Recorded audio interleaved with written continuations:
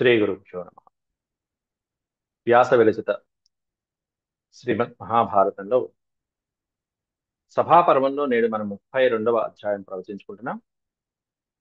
నేడు చెప్పుకోబోయేటువంటి ముఖ్యమైనటువంటి అంశం ఏంటంటే, సహదేవుడు దక్షిణ దిక్కులో అనేకమైనటువంటి ప్రాంతాల్ని జయిస్తూ అక్కడ మాహిష్మతి అనేటువంటి నగరంలో నీలుడు అనేటువంటి మహారాజు చేత సైన్యమంతా కూడా ఓడిపోయే స్థాయికి వచ్చేశాడు.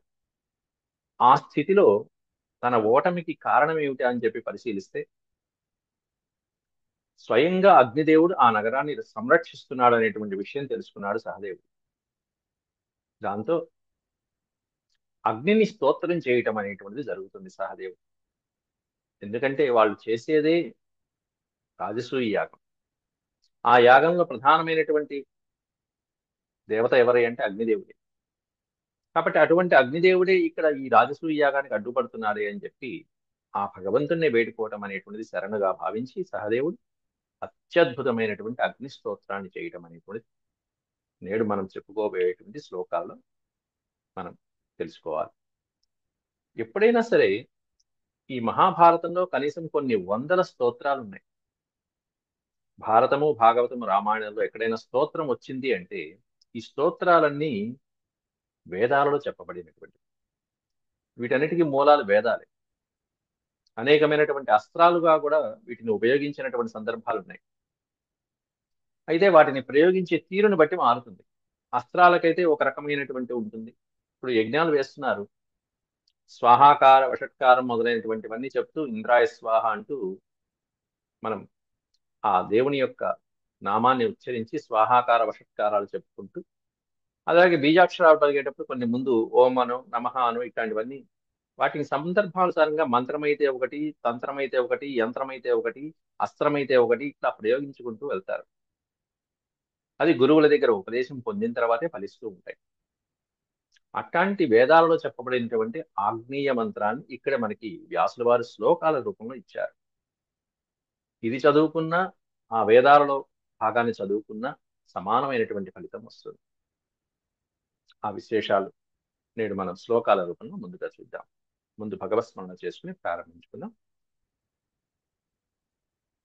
ఓం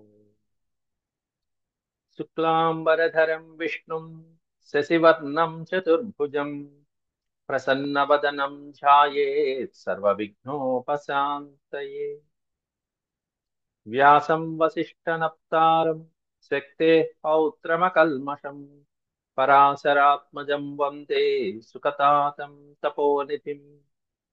వ్యాసాయ విష్ణురూపాయ వ్యాసరూపాయ విష్ణవే నమో వై బ్రహ్మనిధయే వాసిష్ఠాయ నమో నమః. నారాయణం నమస్కృత్య నరం చైవ నరోత్తమం దేవీం సరస్వతీం వ్యాసం తతో జయముదీరయేత్.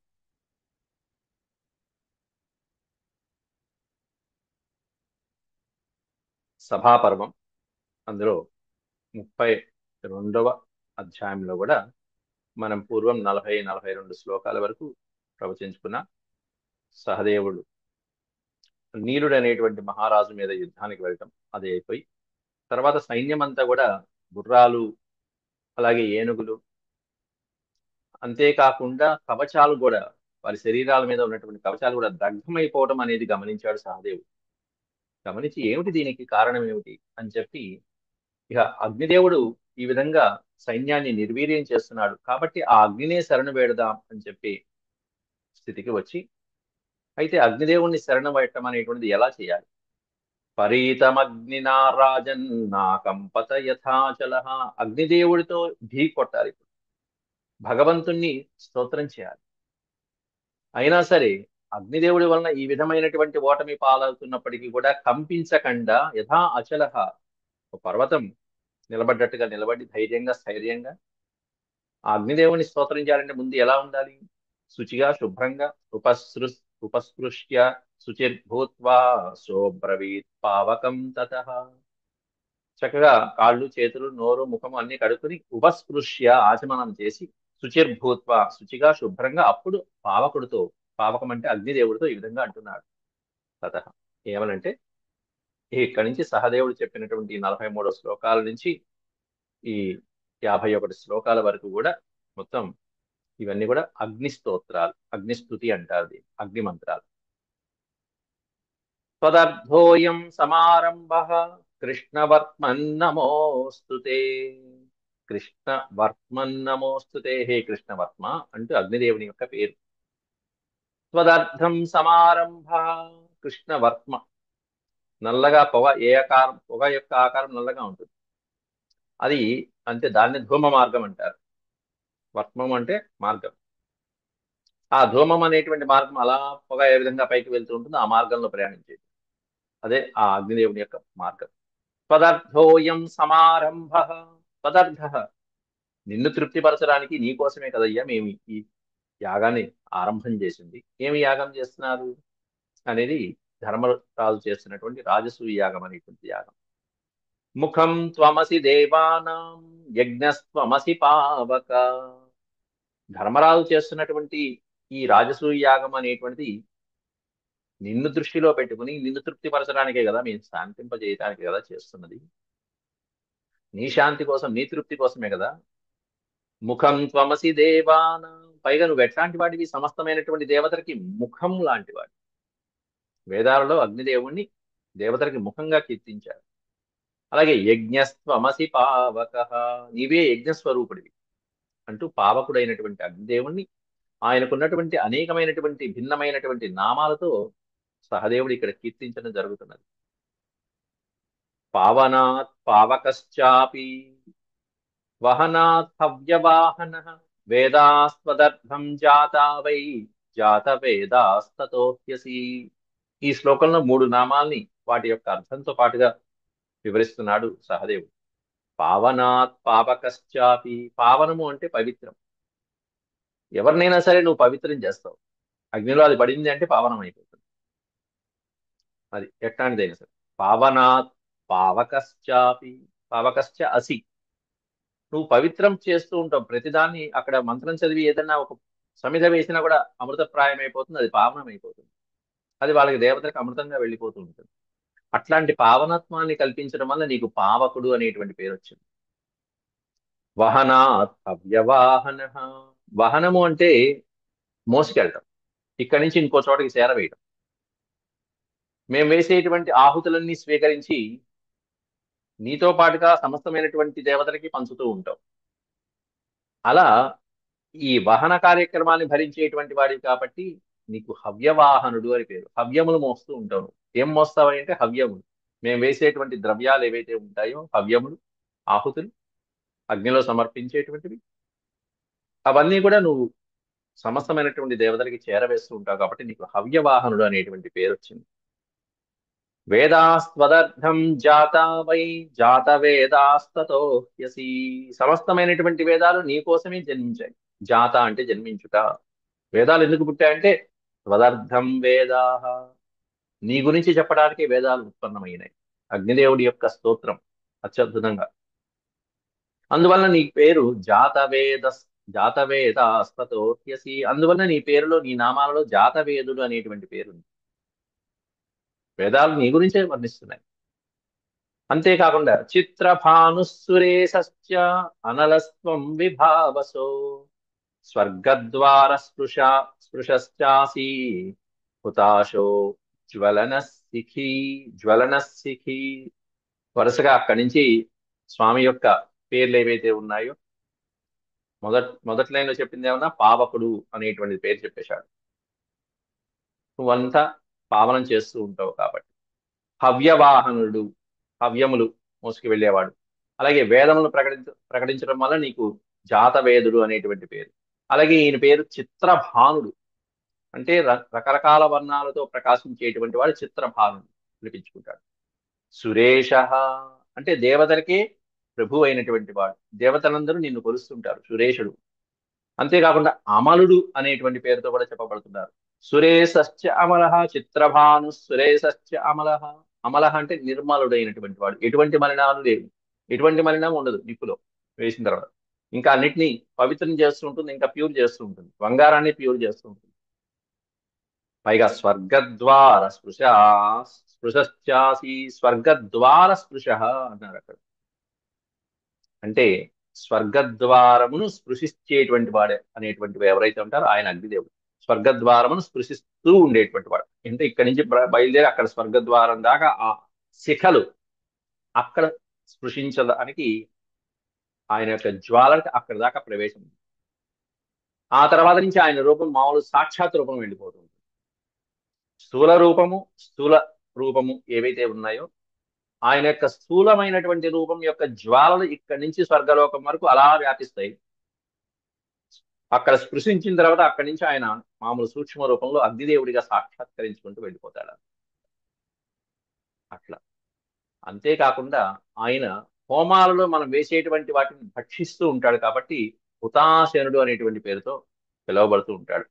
హుతాశో జ్వలన శిఖి. హుతాశ అనే పదానికి, జ్వలన అనే పదానికి, శిఖి అనేటువంటి పదానికి కూడా పేర్లు చెప్తున్నారు అక్కడ. హుతాశ అనే పదానికి అగ్నిలో వేసేటువంటి పదార్థాలని ఏవైతే ఉంటాయో అవన్నీ భక్షించేటువంటి వాడు. హుత అశనము. అశనం అంటే పదార్థం. హుత ఆశనం అంటే వేసినటువంటి పదార్థాలని హుతం చేసేటువంటి వాడు. హుతం అయిపోయింది అంటాం. దాన్ని హుతాశనుడు అనేటువంటి పేరుతో పిలుస్తుంది. ప్రజ్వరిల్లుతూ ఉంటాడు కాబట్టి, ప్రజ్వరిల్లుతూ ఉంటూ చక్కగా జ్వాలల్ని అలా విప్పించేవాడు కాబట్టి జ్వలనుడు అనేటువంటి పేరు. అనేకమైనటువంటి శిఖలు ధరించినటువంటి వాడు. శిఖలు అంటే జ్వాలలు, మండేటువంటి జ్వాలలు, పైకి ఎగిరేటువంటి, పైకి వెళ్తూ ఉన్నటువంటి వాడిని శిఖలు అంటారు. అగ్ని శిఖలు. ఆ జ్వాలలు పైకి లేచేటప్పుడు శిఖలు అంటారు. అట్లాంటి వాటిని శిఖలు ధరిస్తూ ఉంటావు కాబట్టి నీకు శిఖినహ, శిఖి అనేటువంటి పేరు పిలువబడుతున్నదయ్యా. ఇవన్నీ నీ పేర్లే అంటూ ఒక్కొక్క శ్లోకంలో 2-3 పేర్లతో ఆ పేర్లు ఎందుకు వచ్చాయి, ఆ నామాలు దివ్యమైనటువంటి నామాలు.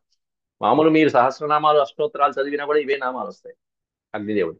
ఇవే వేద మంత్రాల్లో మంత్రాల రూపంలో ఉంటాయి. ఇక్కడ వ్యాసులు వారు వాటిని కూడా క్రమబద్ధీకరించి చక్కగా శ్లోకాల రూపంలో వరుసగా పెట్టేశారు.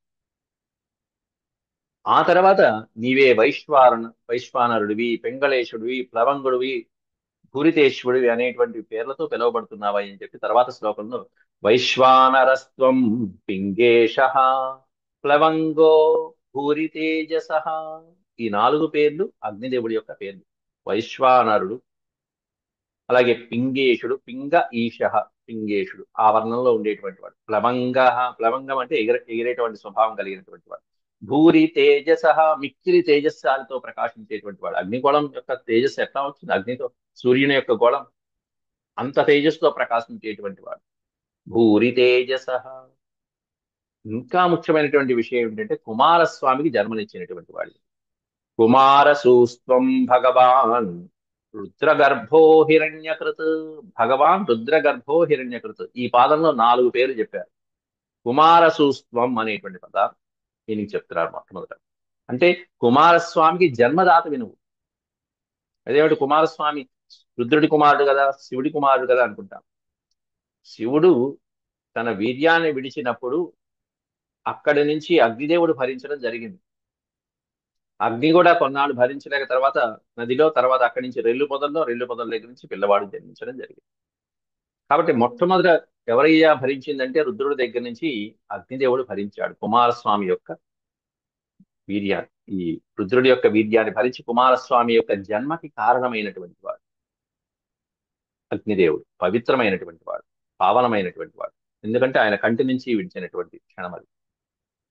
అట్లా కుమారస్వామికి జన్మనిచ్చినటువంటి వాడివి నీవే. ఐశ్వర్య సంపన్నుడు కాబట్టి ఐశ్వర్యము మొదలైనటువంటి గుణాలు ఏవైతే ఉంటాయో భగవంతుడివి నీవు. భగము అంటే 6, మహత్వము మొదలైనటువంటివి 6 గుణాలు ఏవైతే ఉంటాయో వాటిని భగము అంటారు. ఆ భగము కలిగినటువంటి వాడు భగవంతుడు అని విచ్చుకుంటాడు ఇప్పుడు కూడా. షణ్ణాం భగ ఇచ్యుతే. షణ్ణాం భగ. అయితే భగవంతుడు అనేటువంటి పేరు కూడా నీకే సార్థకం అవుతుందయ్యా అని చెప్తూ పక్కన మళ్ళీ ఇంకా 2 పేర్లను కూడా వర్ణిస్తున్నారు అక్కడ.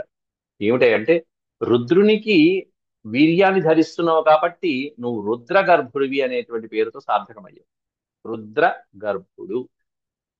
రుద్రుడి యొక్క వీర్యాన్ని గర్భంలో ఆయన ధరించాడు కాబట్టి, అగ్నిదేవుడు ధరించాడు కాబట్టి రుద్ర గర్భ. అంతేకాకుండా హిరణ్యకృత్. హిరణ్యము అంటే బంగారం. హిరణ్యకృత్ అంటే బంగారానికి ఇంకా మెరుగులు దిద్ది బంగారాన్ని ఇంకా పవిత్రం చేసి స్వచ్ఛమైనటువంటి బంగారాన్ని నువ్వు ఇస్తూ ఉంటావు. బంగారాన్ని కలిగించేటువంటి వాడు, పుట్టించేవాడు, సువర్ణాన్నే పుట్టించేటువంటి వాడు కాబట్టి హిరణ్యకృత్ అనేటువంటి పేరుతో అగ్నిదేవుని పిలుస్తూ ఉంటారు. అట్లాంటి ఓ అగ్నిదేవ, నీ యొక్క దివ్యమైనటువంటి ఆశీస్సులు మాకు ఇవ్వయ్యా. అగ్నిర్దదాతు మే తేజో వాయు ప్రాణం దదాతు మే. నువ్వు నాకు తేజస్సునివ్వు, వాయువు నాకు ప్రాణం పోస్తున్నాడు, భూమాత నాకు బలం ఇస్తున్నది అంటూ ఏవి పంచభూతాలు, ఏ మహాభూతాలు మనకి ఏమి కలిగిస్తూ ఉంటాయనేటువంటిది సహదేవుడు అక్కడ కీర్తిస్తున్నాడు. అగ్నిం దదాతు మే తేజో, ఓ అగ్నిదేవ, మే తేజో దదాతు, నాకు తేజస్సునివ్వు. మామూలుగా సంధ్యావందనము అగ్ని కార్యం అని చెప్పి ఉపనయనం గావించినటువంటి వాళ్ళు చేస్తారు అగ్ని కార్యం అంట. ఆ అగ్ని కార్యం చేసినప్పుడు 15-16 మంత్రాలతో అగ్నిదేవుడికి ఆ సమిధల్ని సమర్పిస్తారు, చక్కగా నేతిలో ముంచి అగ్ని. అంతా అయిపోయిన తర్వాత అగ్నిదేవుడికి ఇట్లా 2 చేతులు పెట్టి, నాయన అగ్నిదేవ, నాకు నీ యొక్క బుద్ధిని, తేజస్సుని, ఫలాన్ని ఇవన్నీ సమర్పించు అని చెప్పి వేడుకుంటారు బ్రహ్మచారులు ఎప్పుడు. మయి మేధాం మయి ప్రజాం మయ్యింద్ర ఇంద్రియం దదాతు మయి మేధాం మయి ప్రజాం మయ్యగ్నిస్తేజో దధాతు మయి మేధాం మయి ప్రజాం మయి సూర్యో భ్రాజో దదాతు అంటూ ఆ అగ్నిదేవుని పవిత్రంగా వేడుకుంటారు. మయి మేధాం మయి ప్రజాం అంటే ఇవన్నీ నాయందే ఉండుగాక, నాకు ఇటువంటి శక్తుల్ని ఈ అగ్నిదేవుడు ప్రసాదించుగాక. మైసూర్యో భ్రాజో దదాతు, ఆ సూర్యకాంతి, ఆ వెలుగు, ఆ తేజస్సు, ఆ బుద్ధి మొదలైనటువంటివన్నీ ప్రకాశత్వం నాకు కలుగునుగాక అని చెప్పి అగ్నిదేవుని వేడుకుంటారు. ఈ అగ్నిహోత్రము లేకపోతే అగ్నిహోత్రము గాని, అగ్ని కార్యములు గాని ఎవరైతే చేస్తారో వాళ్ళ తేజస్సు చెప్పక్కర్లేదండి. వాళ్ళ వాగ్ధాటి గాని, వాళ్ళ కళ్ళల్లో శాసనం గాని చూపులతో చూస్తే చాలు, ఎదుటి చాలా పనులు అయిపోతూ ఉంటాయి. అట్లాంటి శక్తులన్నీ ఈ అగ్ని కార్యాల వలన వస్తూ ఉంటాయి. అట్లాంటి అగ్ని వేడుకుంటున్నాడు ఇక్కడ. అగ్నిర్ దదాతు మే తేజో, నాకు తేజస్సుని ప్రసాదించుగాక. వాయువు ప్రాణం దదాతు మే, వాయుదేవుడు నాకు ప్రాణాన్ని ఇచ్చుగాక. అంతే కదా, మరి ప్రాణం అంటే పంచ ప్రాణాలే. ప్రాణాపాన వ్యానోదాన సమానాస ప్రాణ, ఈ 5 పంచప్రాణాలు. అట్లాంటి వాయువు నాకు ప్రాణాన్ని సమర్పించుగాక. భూమాత బలాన్నిచ్చుగాక. పృథివీ బలమా బలమాదధ్యాత్ శివం చాపో దిశంతు మే. పృథివీ ఏమిస్తుందంటే బలం ఇస్తుంది ఎప్పుడు కూడా. మనం భూమిలోనే పుట్టాం, భూమిలోనే పెరిగాం మొత్తం. అట్లాంటి ఆ భూమాత నాకు బలాన్ని ఇచ్చుగాక అంటూ అగ్నిదేవుణ్ణి కోరుకోవటం, అలాగే వాయుదేవుణ్ణి కోరుకోవటం, అలాగే భూమాత ఏమన్నా బలాన్ని ఇచ్చుగాక అని కోరుకోవటం, అలాగే జలములు ఏమన్నా నాకు శ్రేయస్సుని మంగళకరాన్ని కలిగించుగాక అంటూ ఆ శ్లోకంలో సహదేవుడు కోరుకున్నాడు. జలాలు ఎప్పుడు నాకు శ్రేయస్సుని, సంతోషాన్ని కలిగించుగాక అంటూ సంపన్నుడమైనటువంటి ఆ అత్యద్భుతమైనటువంటి సురేశ్వరుడైన అగ్నిదేవుడిని వేడుకుంటున్నాడు సహదేవుడు ఇక్కడ. ఇక్కడ అపాం గర్భ మహాసత్వ, అపాం అనే పదానికి అర్థం నీరు. నీరు నాకు చక్కగా శ్రేయస్సుని కలిగించుగాక అంటూ జాతవేద సురేశ్వర. సురేశ్వర అంటే దేవతలకే ఓ మహాప్రభు, దేవతల చేత కూడా పూజించబడే ఓ అగ్నిదేవ. జాతవేద, జాతవేద అంటే ఇందాల అర్థం చెప్పుకున్నాం. వేదాలు ఎవరి కోసమైతే జన్మించాయో ఆయన జాతవేదుడు. దేవానాం ముఖమగ్నేత్వం, దేవతలకే నువ్వు ముఖమగ్నే, దేవతలకి ముఖస్వరూపుడైనటువంటి వాడు. సత్యేన విపునీహిమా, సత్యేన విపునీ, పునీహి అనే పదానికి అర్థం పునీతం చేయటం, పావనం చేయటం, పునీహి. సత్యేన విపునీహి మాం, నన్ను నీ యొక్క తేజస్సుతో, నీ యొక్క శక్తితో నన్ను పునీతుణ్ణి చేయి, నన్ను పావనం చేయి. ఎందుకంటే నువ్వు దేవతలకి ముఖం అనేటువంటి వాడు, ముఖస్వరూపుడివి.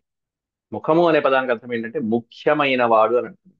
దేవతలందరిలో ముఖ్యమైనటువంటి వాడు. మన దేహంలో ముఖ్యమైనది ఏమిటి అంటే ముఖమే. ఇది లేకపోతే మిగతా ఏం ప్రయోజనం? కాలో చెయ్యో లేకపోయినా ముఖం పనిచేస్తూ ఉంటే నడిచిపోతూ ఉంటుంది. అసలు ఇదే పాట లేకపోతే ఇంకా మిగతా ఏం నడుస్తుంది? కాబట్టి దేవతలకు ముఖస్వరూపుడివి నువ్వు. త్వం సత్యేన విపునీహిమా, అట్లాంటి నీ యొక్క శక్తితో నన్ను పునీతుణ్ణి చెయ్యి, పావనం చెయ్యి స్వామి. అంతేకాకుండా యజ్ఞాలలో దేవతలు, బ్రాహ్మణులు నిన్ను ఏ విధంగా హవిస్సులతో శాంతిపరుస్తూ ఉంటారో అట్లాంటి తేజస్సు నాకు కలిగించి ఋషిభిర్బ్రాహ్మణశ్చైవ బ్రాహ్మణైశ్చైవ దేవతైరసురైరపి. ఋషులు, బ్రాహ్మణులు, దేవతలు, అసురులు, రాక్షసులు కూడా. ఋషిభిర్బ్రాహ్మణ బ్రాహ్మణైశ్చైవ దేవతైరసురైరపి నిత్యం సుహృత యజ్ఞేషు సత్యేన విపునీహి మాం. నిత్యం సుహృత యజ్ఞేషు, నిత్యము వాళ్ళు చేసేటువంటి యజ్ఞాలలో నిన్ను ఏ విధంగా అయితే సుహృత, చక్కగా హుతం చేసి సంతృప్తి పరుస్తున్నారో అట్లాంటి నీవు, సత్యస్వరూపుడు అయినటువంటి నీవు, పునీహి మాం విపునీహి మాం, నన్ను పునీతుని చెయ్యి, నన్ను పావనం చెయ్యి. అంటే నీ శక్తిని నాకు ఇవ్వు. నీ శక్తి, నీ అనుగ్రహంతోనే ఇదిగో నేను చేయవలసినటువంటి కార్యక్రమాలు ఉన్నాయి, అవి చేసుకుంటూ వస్తాను. అంతేకాకుండా ధూమకేతు శిఖీచత్వం, నువ్వు ఎట్లాంటి వాడివి? ధూమకేతువి. కేతు అంటే ఏంటి? పతాకము అన్నట్టు. ధూమకేతు అంటే ఆ పైకి లేస్తున్నటువంటి పొగ ఏదైతే ఉంటుందో ఆ పొగే కేతువుగా కలిగినటువంటి వాడు ధూమకేతు అంటే.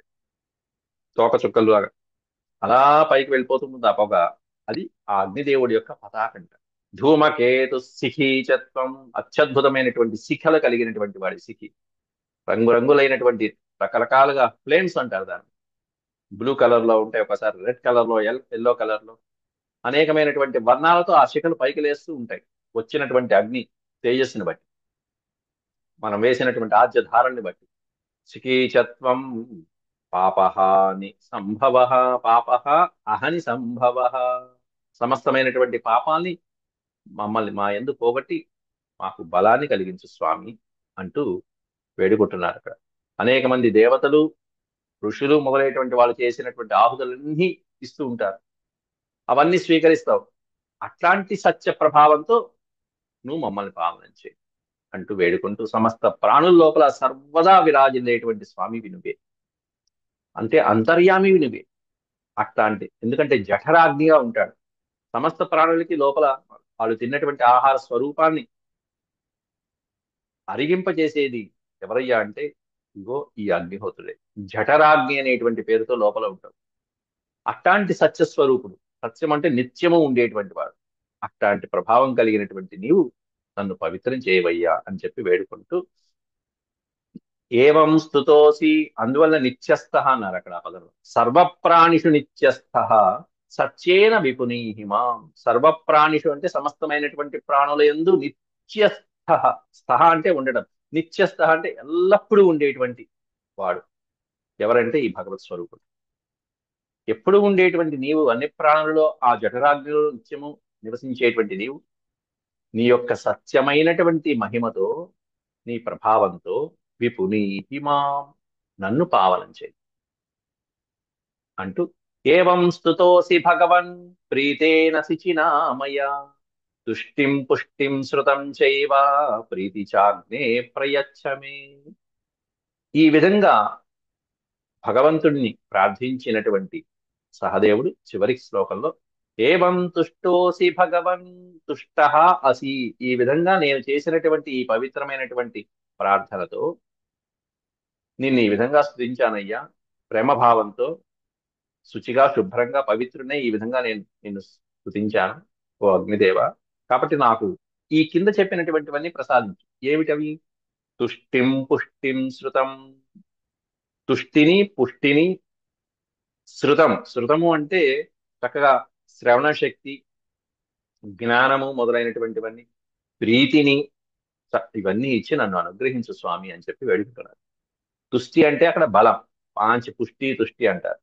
తుష్టి అంటే సంతోషము, ఆనందము. తుష్టిగా ఉన్నాడు అంటే పరిపుష్టిగా సంతోషంగా ఉండటం. ఇక్కడ ఏమైనా ఆరోగ్యంగా బలంగా ఉండటం. శృతము అంటే జ్ఞానం కలిగి ఉండటం, ఈ విధంగా ప్రీతిని కలిగి ఉండటం, సంతోషాన్ని కలిగి ఉండటం. ఇవన్నీ ఎవరి వల్ల కలుగుతాయంటే ఈ పైన స్తోత్రం చదువుకుంటూ అగ్ని యొక్క అనుగ్రహంతో ఎవరైనా పొందుతారు. అట్లాంటి ఇవన్నీ నువ్వు నాకు ఇవ్వు ఇప్పుడు అని చెప్పి సహదేవుడు ప్రార్థించేటప్పటికీ, ఇదంతా వైశంపాయనుల వారు జనమేజయ మహారాజు చెప్తూ, వైశంపాయన ఉవాచ ఇత్యేవం మంత్రమాగ్నేయం పఠన్యో జుహుయాద్విభుం, జుహుయాద్విభుం బుద్ధిమాన్ సతతం దాంతం సర్వపాపై ప్రముచ్యతే. దీన్ని ఫలస్థుతి అంటారు. సహదేవకృత అగ్నిస్తోత్రం అని చెప్పి, అగ్నిస్తుతి అని చెప్పి చాలా చాలా ముఖ్యమైనటువంటి స్తోత్రం ఇది. తక్కువ శ్లోకాలే, 10 శ్లోకాలు హాయిగా సులభంగా అయిపోతాయి.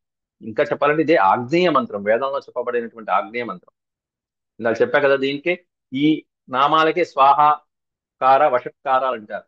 హస్త హస్తృష్టౌట ఇంద్రాయ స్వాహ, అగ్నేయ స్వాహ అనేటువంటి, వాసుదేవాయ స్వాహ, అచ్యుతాయ స్వాహ, ఈ స్వాహాకారాలు మొదలైనటువంటివన్నీ కలుపుకుంటే, ఆహుతులు ఇచ్చుకుంటూ వెళ్తే అది హవిస్సులు ఇచ్చుకుంటూ యజ్ఞం చేసినట్టు అయిపోతుంది.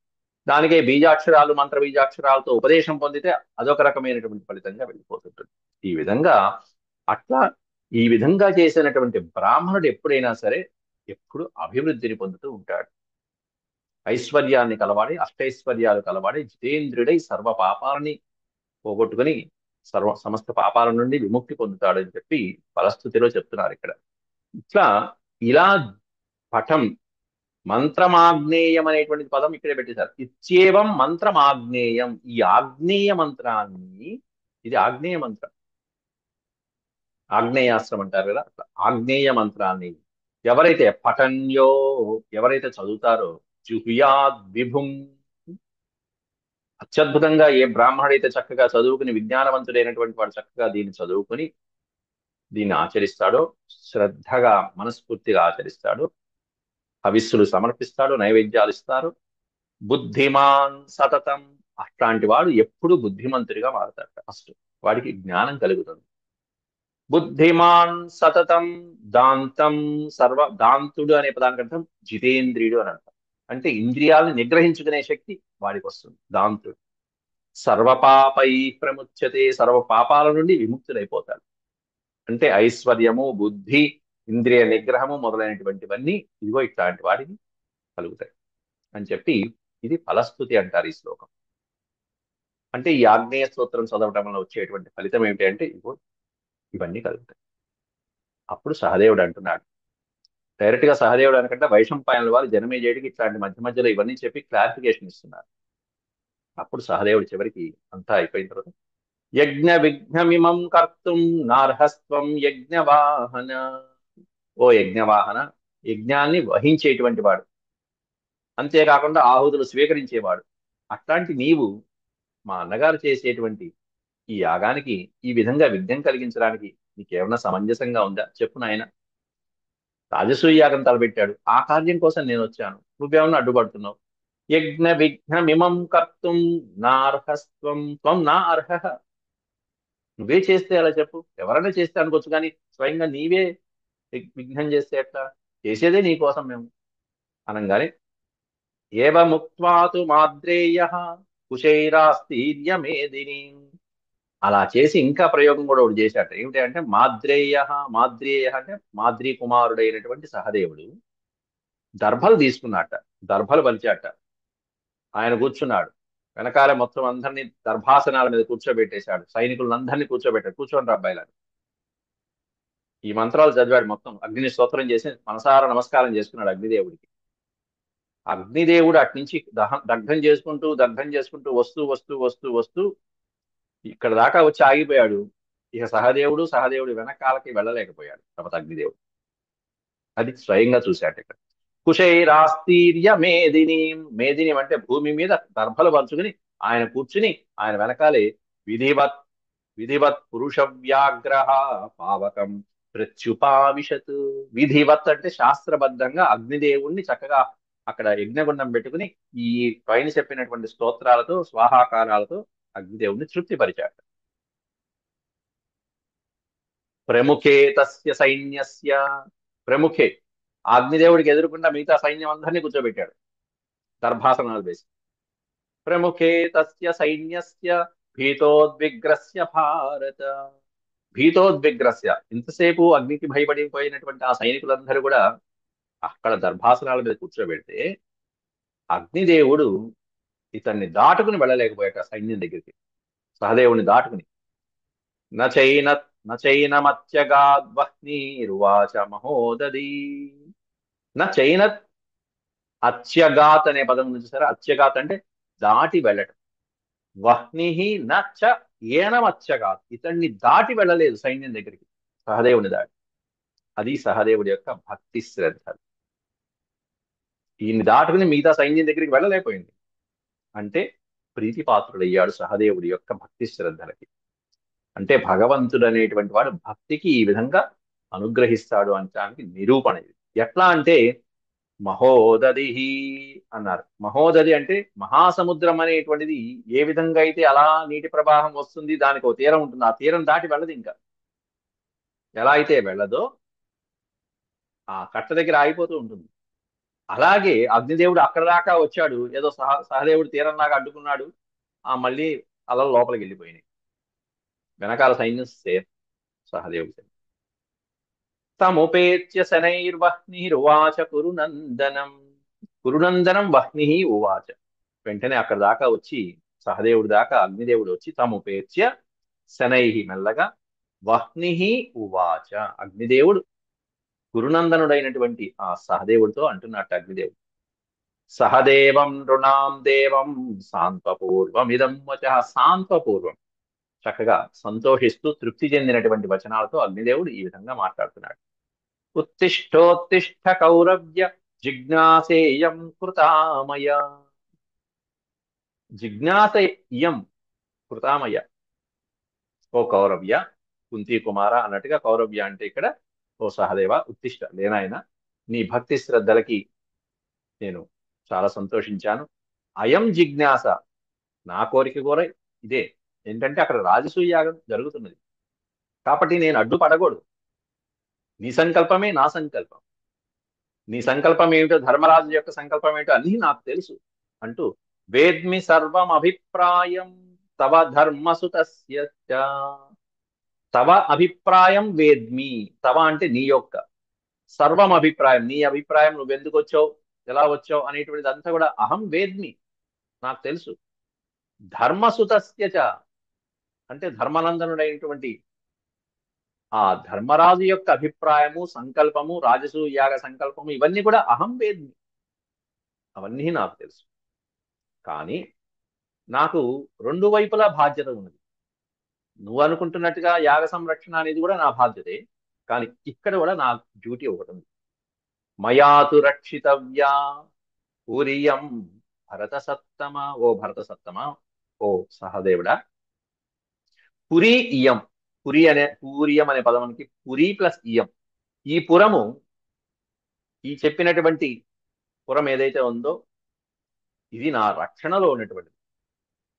మాహిష్మతీపురం దీని పేరు. ఈ మాహిష్మతీపురం అనేటువంటిది నా రక్షణలో ఉన్నటువంటి ప్రదేశం ఇదంతా కూడా. ఎప్పటిదాకా? కొంతవరకు. యావద్రాగ్నో హి నీలస్య కులే వంశధర ఇది.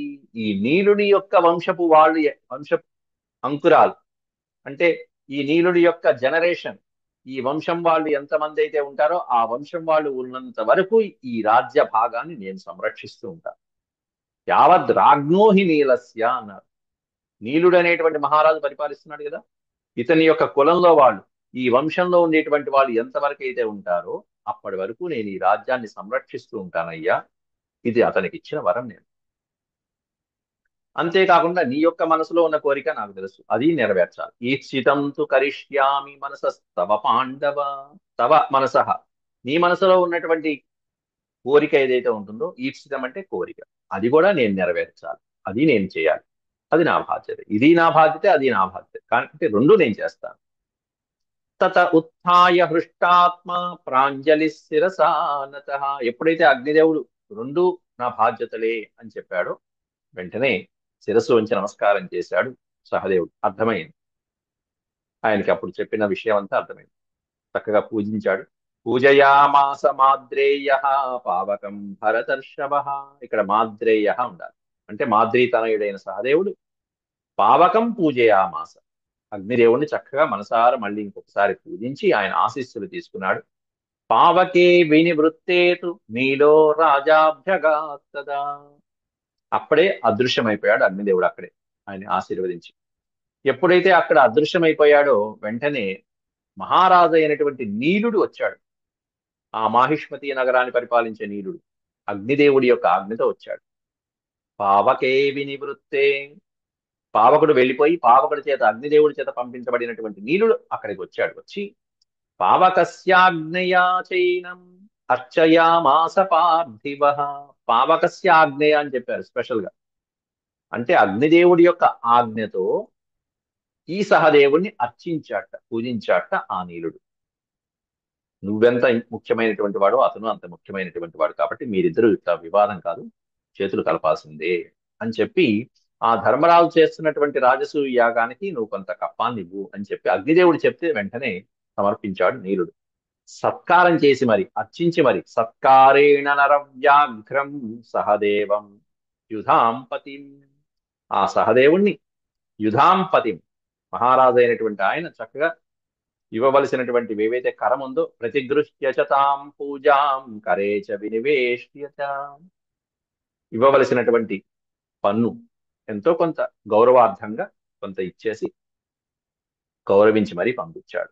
మాద్రీసుతుడి ఆనందం అంతా ఇంత కాదు, అన్ని ప్రదేశాలు గెలుచుకుంటూ వచ్చాడు. ఈ ఒక్క ప్రదేశంలో ఈ విధమైనటువంటి దైవాంశ సంభూతులైనటువంటి అగ్నిదేవుడితో తృప్తిపరిచి మరి ఒక రకంగా ఇది ఎంత విజయం అది సహదేవుడికి, భగవంతుని యొక్క తృప్తి కలిగిస్తుంది. ఇట్లా బాహుబలం కాకుండా బుద్ధి బలాన్ని కూడా అప్పుడప్పుడు ప్రదర్శించవలసి ఉంటుంది. మహానుభావులు అందులోనూ దైవాంశ సంభూతులు కాబట్టి వాళ్ళకి ఇట్లాంటివన్నీ కూడా సాధ్యమవుతాయి కూడా. ఆ తర్వాత ఆ పన్ను తీసుకుని మళ్ళీ దక్షిణ దిశకి బయలుదేరాడు. ఆ తర్వాత ఏ ఏ ప్రదేశాలు వెళ్ళాడు అనేటువంటివన్నీ 62వ శ్లోకం నుంచి ఇంకొక 20 శ్లోకాలు ఉన్నాయి. రేపటి పాఠంలో ఈ అధ్యాయం పూర్తి చేసుకుందాం. అంతవరకు సెలవు. ఓం శాంతి శాంతి శాంతి. యదక్షరపదభ్రష్టం మాత్రాహీనం చ యద్భవేత్ తత్సర్వం క్షమ్యతాం దేవ నారాయణ నమోస్తే. సర్వం శ్రీకృష్ణార్పణమస్తు. హరి